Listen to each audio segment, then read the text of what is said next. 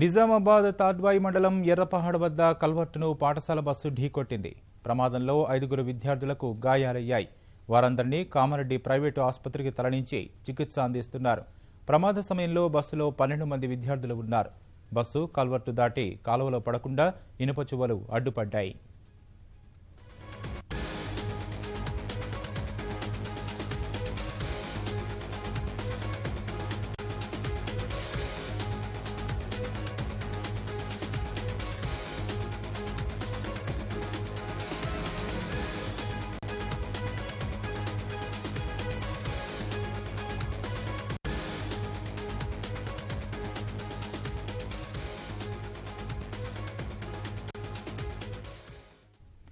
నిజామాబాద్ జిల్లా తాడ్వాయి మండలం ఎర్రపహాడ్ వద్ద కల్వర్టును పాఠశాల బస్సు ఢీకొట్టింది.